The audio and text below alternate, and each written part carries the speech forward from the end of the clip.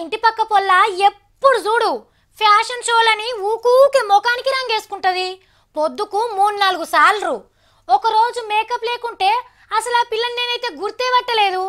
Fashion show లేకున్నా కానీ బయటికి ఎటన్నా పోయినా, షాపింగ్కి పోయినా, కూరగాయలు కొన్నికి పోయినా, చివరకు ఇంటికాడున్నా ముఖానికి రంగేసుకునే ఉంటుంది. కొన్ని రోజుల తర్వాత ముఖం అంతా కరవైంది.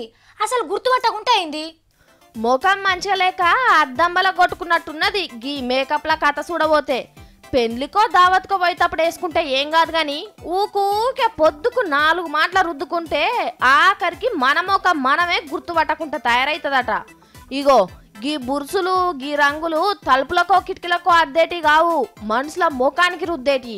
ముఖం జర్రంత నల్లగైనట్టు అనిపిస్తే చాలు బ్యూటీ పార్లర్లకు పోయి రంగులు అద్దిపించుకుంటున్నారు చాలా మంది. గీ నడమైతే మొగోళ్ళు కూడా మేకప్లు బాగానే వేసుకుంటున్నారు. తీయగున్నది కదా అని మిఠాయిలు కిలలు కడుపులేస్తే పెయ్యిల కొవ్వు పెరిగి లేని రోగాలు వచ్చి పాడైతాయి. గీ మేకప్ల ముచ్చట కూడా గట్లనే అక్కరున్న కాడికే వేసుకోవాలి. ఎక్కువ తక్కువ వేసుకుంటే ఇంట్లో కూడా ఒక్కోపారి గుర్తుపట్టరు. జర్ర అందంగా ఉన్నోళ్ళు ఇంకింత రుద్దుకుంటే ఆయనతో ఉన్న అందం కూడా పోతుందట. గందుకే జర పైలం.